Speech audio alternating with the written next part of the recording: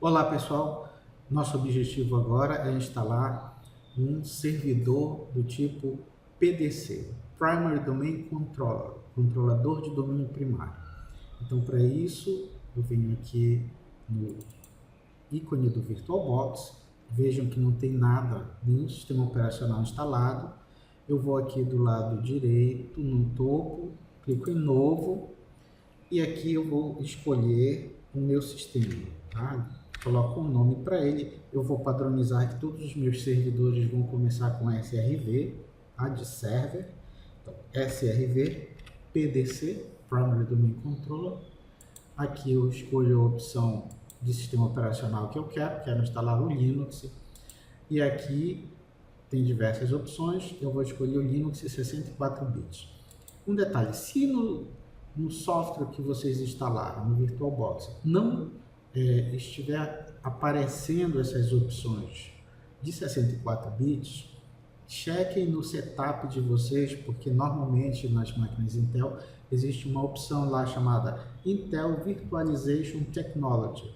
Ela tem que estar habilitada, tá? Se houver também uma opção chamada VT, também habilitem essa opção, porque são essas opções que viabilizam o uso de máquinas de 64 bits no VirtualBox. Mesmo que ele tenha sido instalado na sua versão 64 bits, é importante que essas opções estejam instaladas.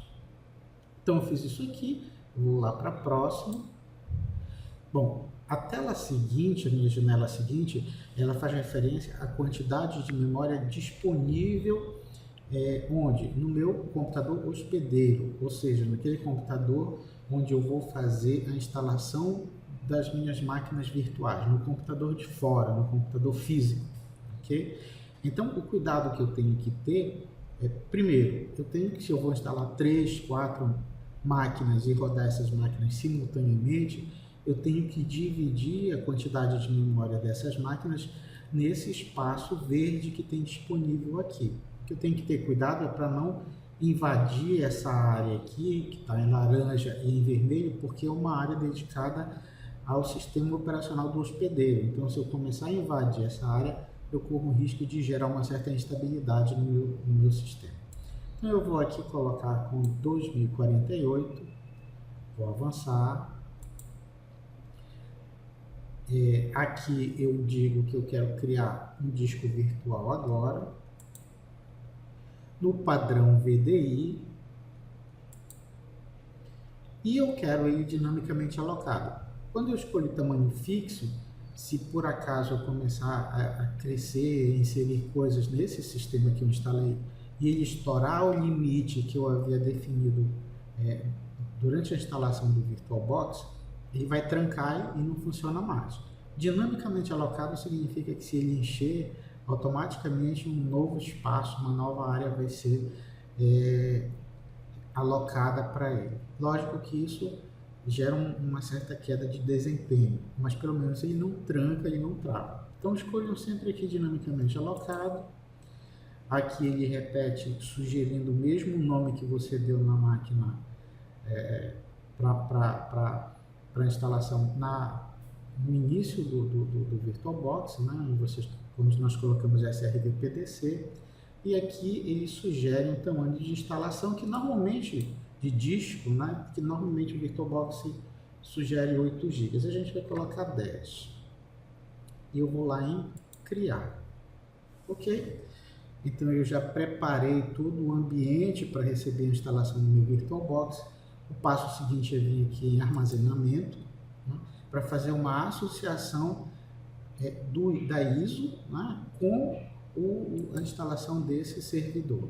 Então eu venho, clico aqui em vazio, venho aqui do ladinho direito, escolho esse ícone desse CD, vou na primeira opção, selecionar arquivo, aponto lá para a pasta onde se encontra a ISO do meu sistema operacional. Então clico aqui, esse é o meu, vou instalar o Ubuntu 16.04.1 server, né? Ou seja, é um sistema operacional voltado para servidores, então ele não tem interface gráfica, ele é um Linux apenas com interface textual. E vou dar OK. Muito bem, então já fiz essa associação e agora posso iniciar o processo de instalação. Então, para iniciar o processo de instalação, eu vou aqui nessa setinha verde, clico nela. Muito bem.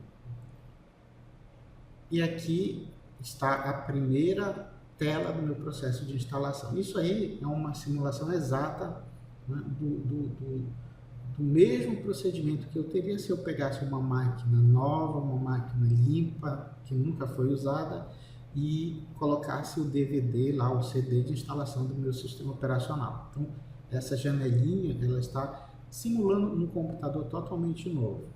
E aí a primeira coisa que eu vou fazer é escolher qual é o idioma. Quero o português do Brasil. E aí ele vai me dar as diversas opções de instalação. Hoje a gente vai instalar o Ubuntu Server. Vem para cá. Bom, eu tenho que ter em mente que a partir de agora eu estou instalando um sistema operacional sem interface gráfica. Portanto, as coisas que eu precisar fazer, elas vão precisar ser feitas no teclado.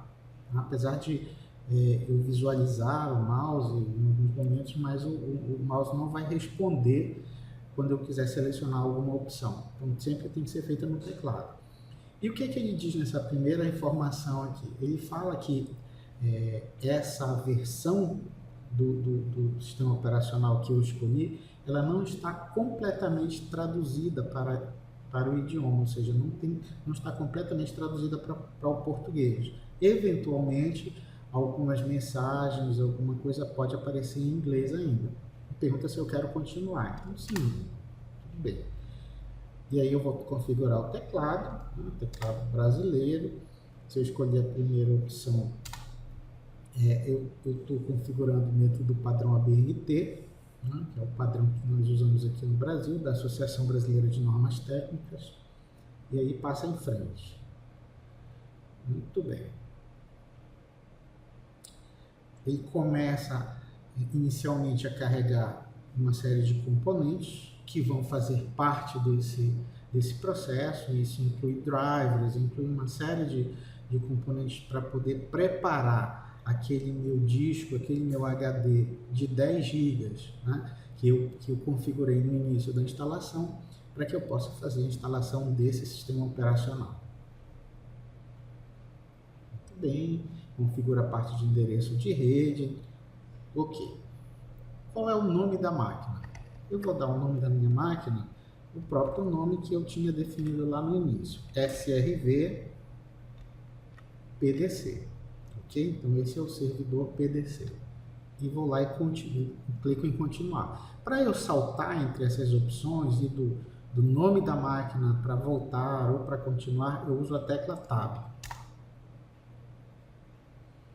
Nome completo do usuário. Esse usuário, esse primeiro usuário, é um usuário um pouco diferenciado. Ele tem alguns privilégios que os demais usuários não terão. Tá? Então, normalmente, essa identificação é do administrador dessa rede, é do profissional que vai fazer a instalação e a configuração desse servidor. Ok? Então, vou colocar o meu nome, Mauro Margalho Coutinho, Tab, para ele passar para continuar, vou lá continuar. Qual é o nome da conta do usuário? Então, isso sempre sugere o primeiro nome, mas eu não quero usar esse, eu quero usar o meu nome do meio, Margalho. Muito bem. Esse vai ser o meu usuário.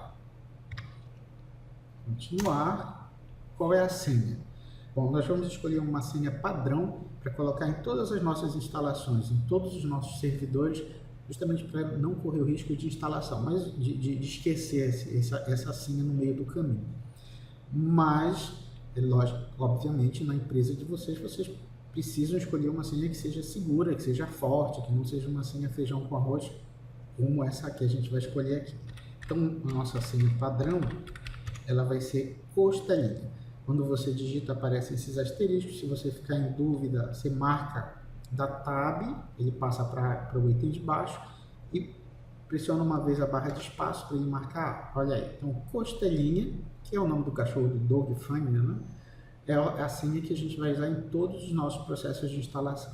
Desmarco, Tab, continuar, e eu tenho que confirmar isso. Proteína.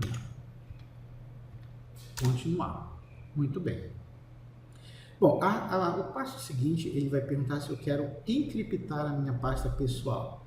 O que esse procedimento faz?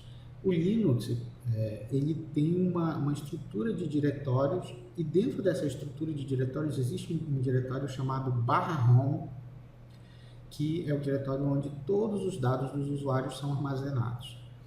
Se eu quiser criptografar essa pasta aí, o que eu vou fazer? Eu vou dar sim aqui.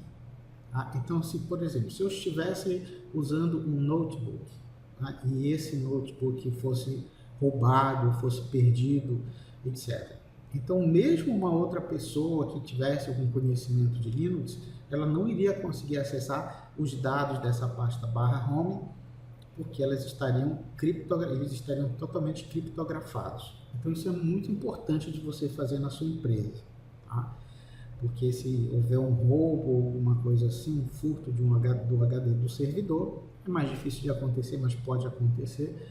A pessoa que fez isso, às vezes vai na assistência técnica, algum curioso quer ver o que tem ali na pasta dos usuários, então ele não vai conseguir ver porque essa pasta vai estar encriptada. Obviamente que se nós encriptarmos essa pasta, vai demorar um pouquinho mais, o acesso vai se tornar mais lento, porque todas as vezes que você for fazer esse acesso, ele vai ter que fazer um procedimento de criptografar e decriptografar, né? Fazer o processo inverso.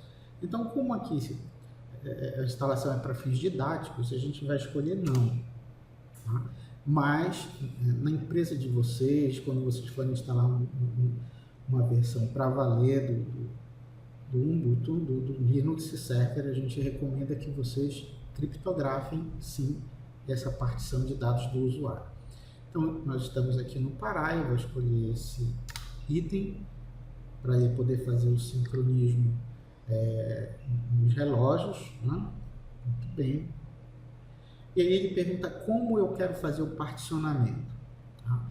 Bom, já que nós vamos instalar um servidor, no cliente a gente normalmente usa um recurso onde ele faz esse procedimento de forma automática, né, que seria o particionamento assistido.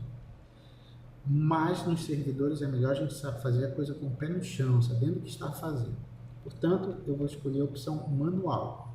Eu vou dividir aqueles meus 10 GB de disco, né, que eu escolhi lá na frente, e eu vou fazer da forma que eu achar mais coerente essa divisão. Então, ele vem para essa segunda tela, eu posiciono aqui, ó, esse aqui é o meu HD, tá?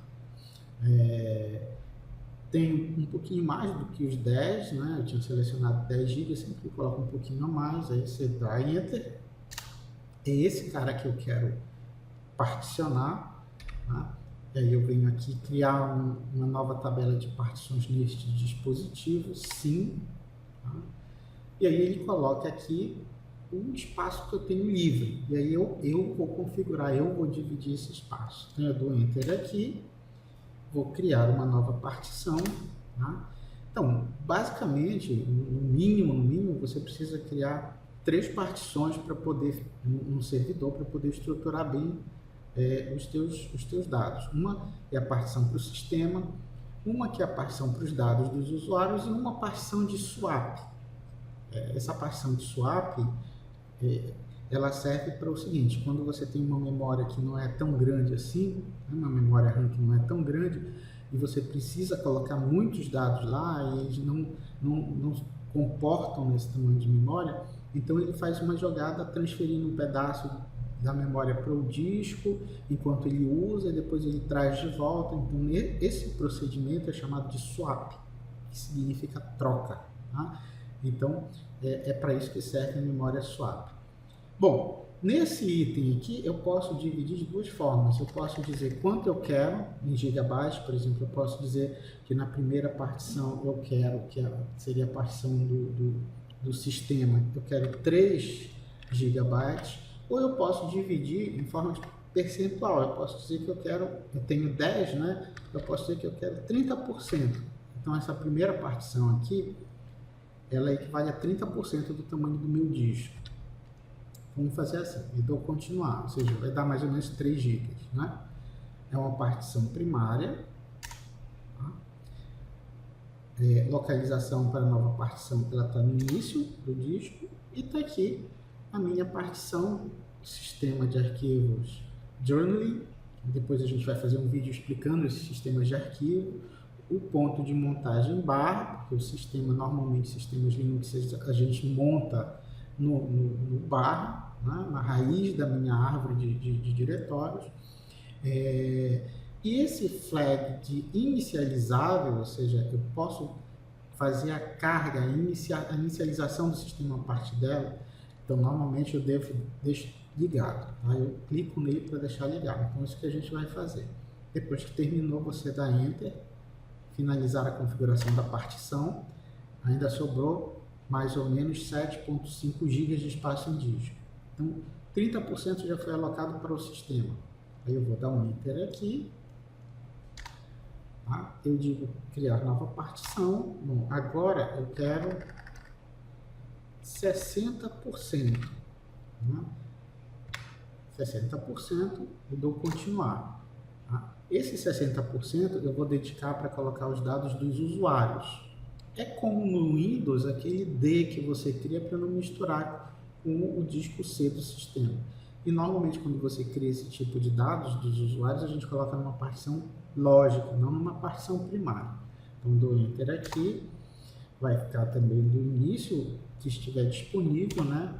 E aí ele já, aqui olha, é a partição /home, partição /home é a área onde ficam todos os dados dos usuários, ok? Ela não é inicializável, por isso o flag está desligado. Então é isso aí, finalizar a configuração da partição. Eu ainda fiquei com um espaço livre aqui, né, que seria mais ou menos em torno de 3 GB, ok? Então eu vou dar Enter e vou dizer que essa aqui, criar uma partição nova com esse resto que faltou de 3 GB, é até uma quantidade muito grande, tá? Para uma partição desse tipo, que vai ser uma partição de, eu vou mudar aqui, dou Enter, né? Eu vou dizer que eu quero que essa seja uma área de troca, ou seja, essa é uma área de swap, tá bom? Flag de inicialização desligado, finalizar a configuração da partição. Então eu tenho uma partição, uma primeira partição chamada barra, que é a que vai conter o sistema operacional. Eu tenho uma partição /home, que vai conter os dados dos usuários, e tenho uma partição de troca, de swap, que está até superdimensionada aqui, você não precisa colocar 3 GB, né? Normalmente, antigamente se recomendava o tamanho da memória swap, da partição de swap, o dobro da quantidade de RAM. Só que a memória RAM ela acabou ficando tão barata e os computadores começaram a vir com uma quantidade tão grande de memória RAM que essa regra começou a ficar meio defasada, né? Então, por exemplo, o meu computador, que eu estou fazendo esse procedimento, ele tem 32 GB de RAM. Então, se eu fosse dobrar, eu ia colocar 64 GB para swap, que é totalmente inviável. Se você colocar, tiver em dúvida, você pode colocar 1 GB que já resolve o teu problema tranquilamente. Muito bem, aí eu venho aqui embaixo, finalizar o particionamento e escrever as mudanças no disco. Até então ele não fez nada no meu HD continua limpo do jeito que eu adquiri. Tá? E pede mais uma confirmação. Pede esse monte de confirmações porque é uma operação irreversível, né? Depois que você começa, não dá para cancelar. E aí ele vai entrar no procedimento seguinte, onde ele formata o disco, ele já particionou, agora ele formata o disco, e aí sim começa efetivamente a fazer a instalação do sistema operacional Linux nesse disco. Tá? É importante frisar, com certeza vocês já perceberam isso, mas que esse disco que você cria, ele é um disco totalmente independente do teu disco, do teu HD de fora, da máquina hospedeira. Tanto que, como aconteceu aqui, se você mandar formatar ele, formata e apaga todos os dados, ele não vai afetar em absolutamente nada a máquina de fora. Bom, o passo seguinte é se você tiver, ele pergunta se você tem um proxy. O que é um proxy? Um proxy é um sistema especial que é usado, né, para quando você não tem, por exemplo, você tem uma empresa, né, e você não tem um endereço IP que se conecte diretamente à internet. Então, o que acontece? Tem uma empresa com 6.000 máquinas. Eu não vou colocar 6.000 endereços de IP válidos na internet, porque cada endereço IP hoje custa caro, né? Então, o que eu faço? Eu coloco uma máquina com o endereço IP válido na internet, que é justamente o proxy, ou procurador. Imagine um papel de um proxy como sendo um procurador. E aí esse procurador, ele tem, na verdade, duas placas de rede. Uma válida com o endereço da internet e uma que não é válida, com o endereço não válida, que seria o nosso endereço de dentro da rede. E se você quiser fazer um acesso à internet, você pede para o procurador e ele pede para a internet o que você estiver querendo, como se fosse para ele. Depois ele pega essa informação e te entrega.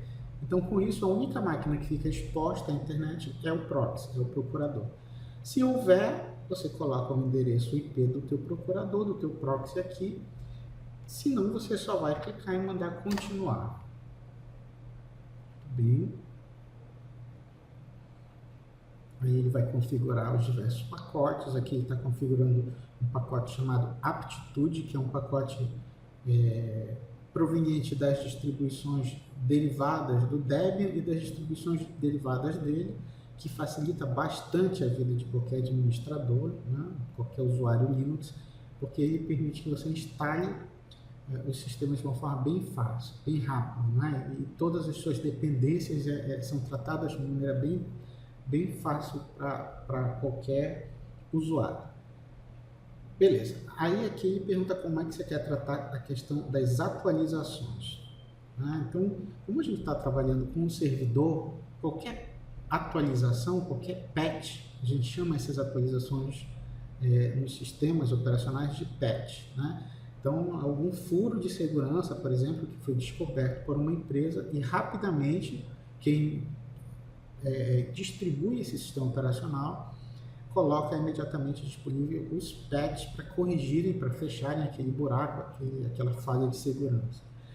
Então, é recomendável que você instale automaticamente essas configurações, é isso que a gente vai, essas atualizações, é isso que a gente vai fazer aqui. Alguns administradores de rede não gostam de usar essa opção, eles preferem ter tudo à mão e eles baixarem os patches e eles fazerem as instalações. Tá? Isso vai de administrador para administrador. Bom, aqui, como é um Linux Server, eu já poderia marcar nesse primeiro momento o que eu quero instalar, que tipo de servidor que eu quero instalar, e ele vai lá e já instala para mim. Só que nós vamos fazer isso manualmente para explicar para vocês cada um dos passos, cada um dos procedimentos para poder fazer essas instalações. Então, a gente não vai fazer nada, vai deixar do jeito que ele está sugerindo, continuar, Enter. Muito bem. Ele vai concluir a instalação.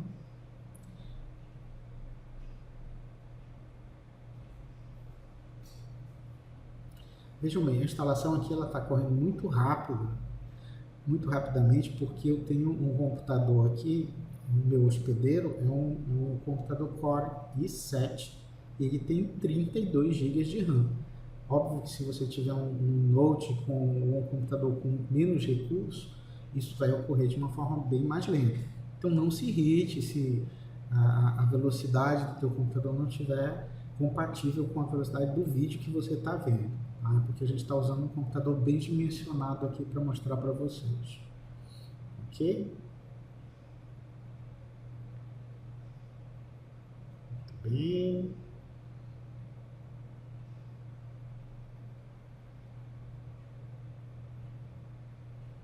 Já 97% do procedimento.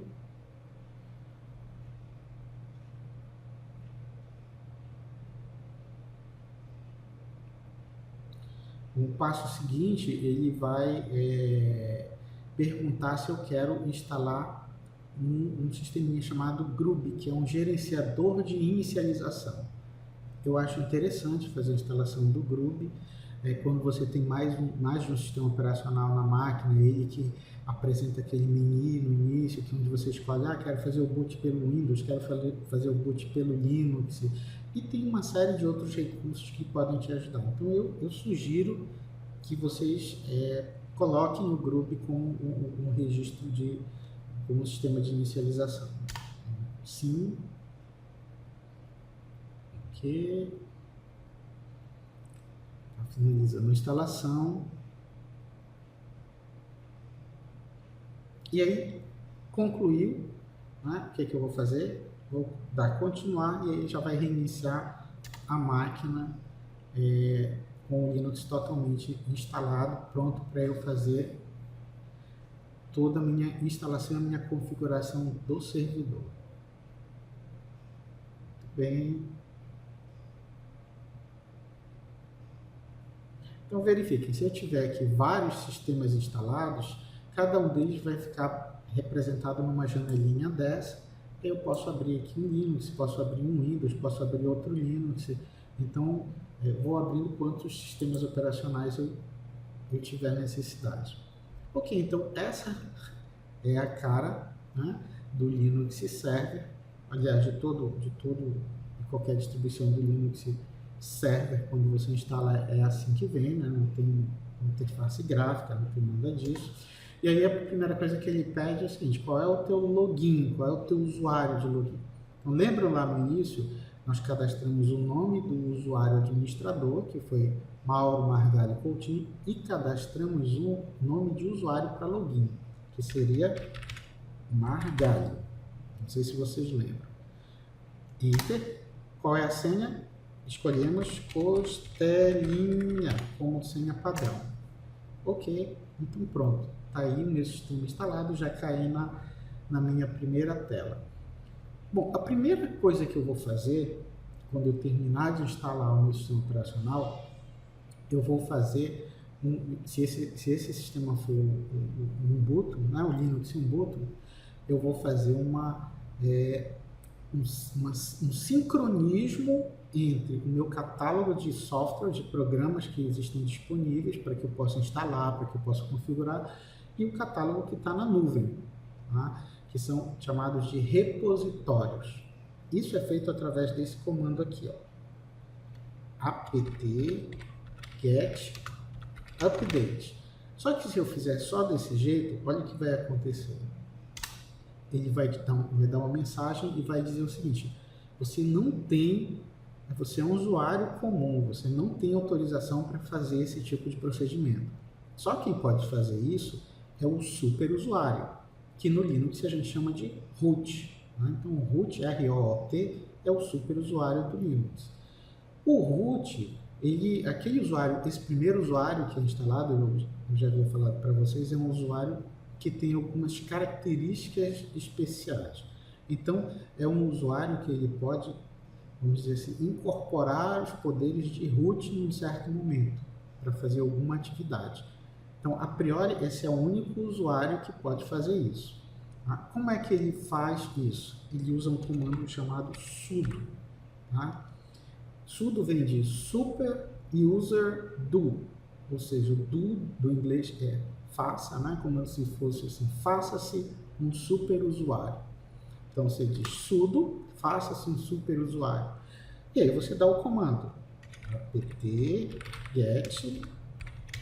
update. Bom, aí ele vai perguntar qual é a tua senha.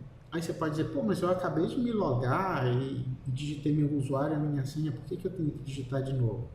Vai que você estava aqui, de repente resolveu ir ao banheiro e alguma outra pessoa rapidamente senta no teu computador e resolve fazer isso. Né? Então é uma garantia de que quem está fazendo isso realmente é você. A minha senha é Costelinha. E aí ele faz essa atualização, esse link, esse sincronismo com os repositórios da internet. Beleza, tudo sincronizado. O que significa isso? Que eu tenho a certeza que os pacotes que vão, o índice de pacotes de programas que eu vou poder instalar estão mais atualizados, são as versões mais novas que estão catalogadas nesses repositórios. Vou limpar aqui a tela, clear. Tá? Então, ok, já estão atualizados. Além de fazer isso, né, nesse procedimento inicial, eu sugiro duas coisas para vocês. A primeira delas é o seguinte: bom, vocês sabem, a gente já sabe que o superusuário do Linux se chama root, né? Mas e qual é a senha do root? Em nenhum momento da instalação ele pediu para que eu cadastrasse essa senha. Exatamente, ele não faz isso.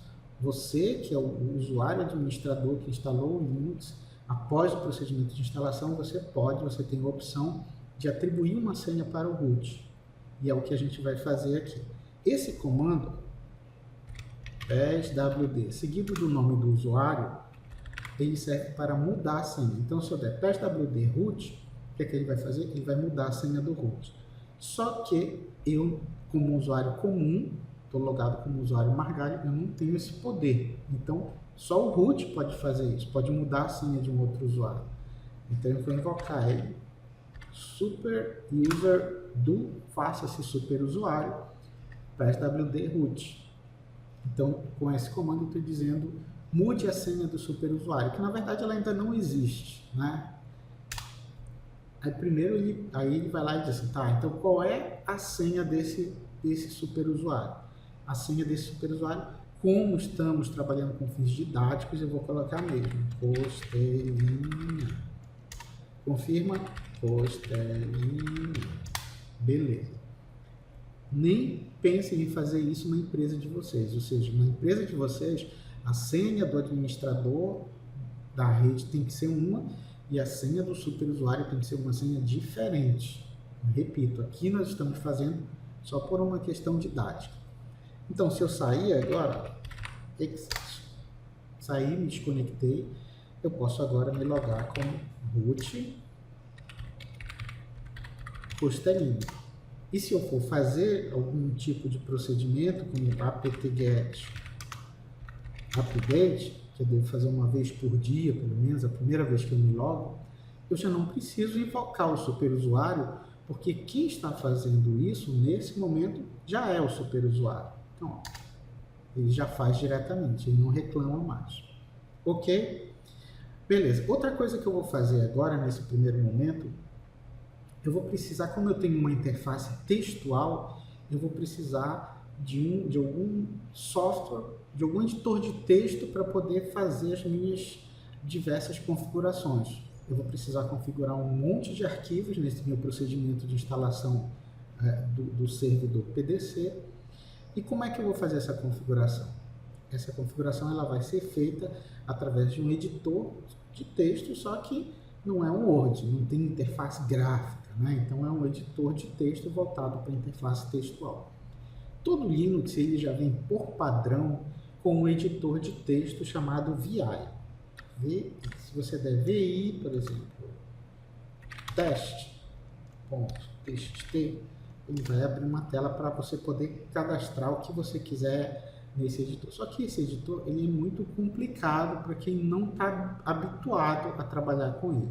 Eu até recomendo que vocês, ao longo do uso do Linux, que vocês criem hábito de trabalhar com ele, porque se você estiver numa situação onde não tenha conexão com a internet, você não tenha como instalar um servidor novo, um pacote novo, então você vai ter que se virar com ele. Mas havendo isso, então eu vou sair daqui. Então vejam que para fazer as manipulações eu uso ESC, dois pontos, Q, exclamação, então não é uma interação muito amigável. Tá? Então vou limpar a tela aqui. O que é que eu vou fazer? Eu vou instalar um editor de texto mais amigável. Existem diversos editores de texto e cada administrador acaba adquirindo gosto por um em especial. Eu vou instalar um aqui para vocês não esquecerem. Tá? apt-get, como é que a gente instala com o pacote aptitude? apt-get install e o nome do pacote que eu quero instalar. Eu vou instalar um editor chamado MightCommand. Vocês não vão esquecer, sabe por quê? Porque são as iniciais do meu nome, Mauro Coutinho. Então, para poder instalar esse pacote, a gente dá apt-get install mc. apt-get install mc, MightCommand. todo o pacote, quando você for instalar, ele vai fazer esse procedimento. Primeiro ele vai ler o pacote lá no repositório, trazer algumas informações e dizer para você, olha, nesse caso ele está dizendo, esse pacote vai consumir 7.813 KB no meu disco. Eu aceito, e aí ele me dá a opção, eu posso instalar ou não. Eu vou dar sim, e vou dar enter, e aí ele baixa, né, em tempo real da internet e procede a instalação do meu editor de texto. Tá? Vou dar clear para limpar a tela. Então, olha só, mcedit texto.txt. Se eu colocar mcedit seguido de um nome que já existe, de algum arquivo que já existe, ele vai editar para mim. Se é de um arquivo novo, ele cria, né, uma tela em branco para eu poder digitar e gravar esse arquivo. Então, olha só, esse é o ambiente do Mighty Combat. Então, eu posso fazer as coisas aqui. E na área de baixo, o que tem 1, ajuda, 2, salvar, 3, marcar, 4, substituir e assim por diante, são as teclas F do meu computador. Então, F2, basta eu clicar F2 salva, F3 marca, F4 substitui, F10 sai. Eu vou dar F10, né? Foi só para mostrar para vocês. Aí, algumas vezes ele coloca esses caracteres, isso é alguma coisa da parte gráfica do computador. Tem computadores que ele coloca isso, tem computadores que não. Eu vou dizer que não quero gravar. Tá? Se eu quisesse gravar, daria assim, pronto, já estaria gravado aqui no disco. Então, esse é o pacote que eu considero o pacote de feijão com arroz antes de a gente partir para a segunda etapa, que seria realmente da instalação e configuração do servidor. Ok? É isso aí, pessoal.